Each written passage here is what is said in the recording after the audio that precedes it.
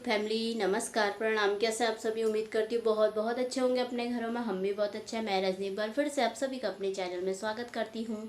तो मेरा काम हो गया है, मतलब बाहर का काम तो चल रहा, अंदर का हो गया। मैं नहा धो करके आ गई हूँ। तो आज है दशहरा। आप सभी को मेरे और मेरे परिवार की तरफ से दशहरे की ढेर सारी शुभकामनाएं। तो चलिए ब्लॉग शुरू करते हैं। और मेरी अली एब्रो ने इतनी मोटी लग रही, अली इतनी पतली लग रही।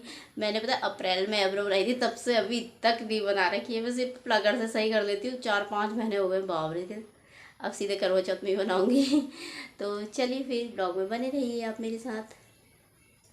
तो यहाँ पर हो रही थी पूजा की तैयारी। यहाँ पे दही और चावल का टीका लगाते हैं ना हम लोगों के यहाँ दशहरे के दिन।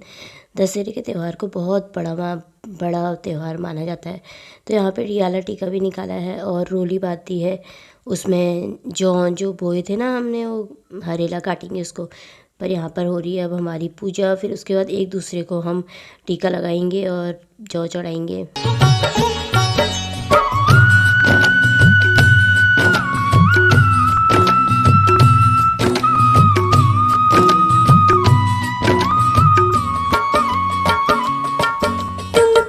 छुपे हो श्याम, तुम्हें ढूंढूं गली गली। तुम कहाँ छुपे हो श्याम, तुम्हें ढूंढूं गली गली। मेरे थक गए दोनों पाँव, मेरे थक गए दोनों पाँव, तुम्हें ढूंढूं गली गली। तुम कहाँ छुपे हो श्याम, तुम्हें ढूंढूं गली गली। हो तुम कहाँ छुपे हो श्याम, तुम्हें ढूंढूं गली गली।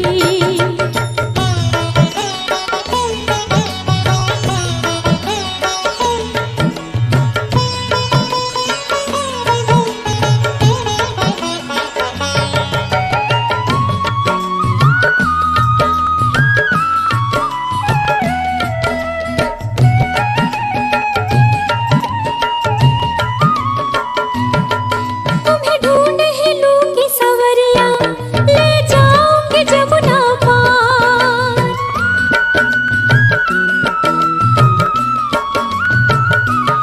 हो तुम्हें ढूंढ ही लूंगी सवरिया, ले जाऊंगी जमुना पार। वहाँ खड़ी है राधा प्यारी, करके 16 सिंगार।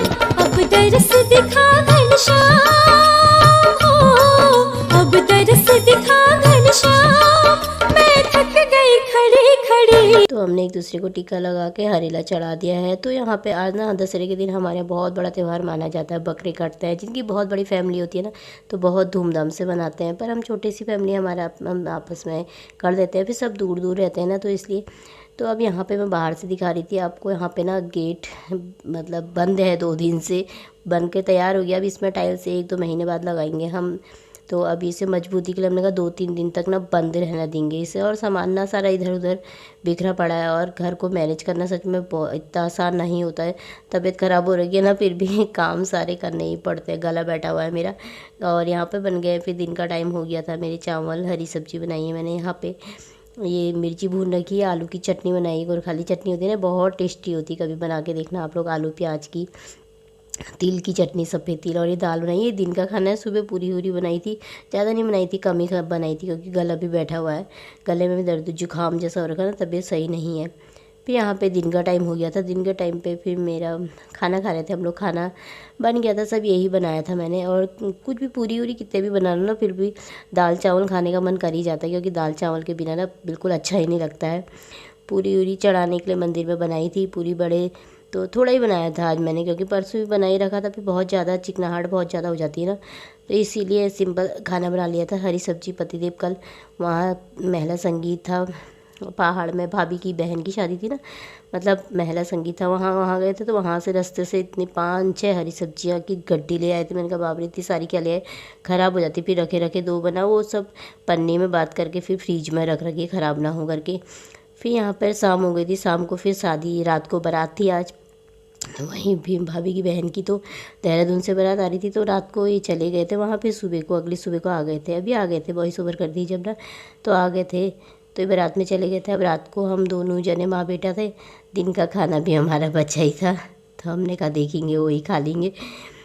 तो पति देव तो चले गए हैं शादी में एंजॉय करने। मैं तो जा नहीं पाई क्योंकि तबीयत सही नहीं, एक तो एलर्जी हो रही, खुजली खुजली भी बहुत हो रही है, फिर बुखार भी हो रखा है, ये दवाई खा रही हूँ मैं, और गला भी बैठा हुआ है जुकाम की वजह से, तो इससे मैं नहीं जा पाई, वरना जाना तो था ही मैंने भी, पर फिर नहीं जा पाई। फिर घर में भी काम भी लगा हुआ है, घर में भी चाहिए ही ना, फिर मैंने कहा तुम ही जाओ, तो पति देव भी चले गए थे, वो चले जाते हैं।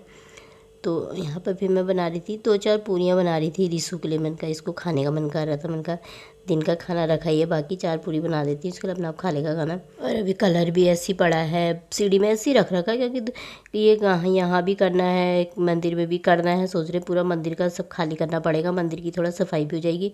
मंदिर में भी कलर करना है और दीवारों में भी करने ही हैं, वो छापे वो लेकर के आए हैं, वो भी करना है।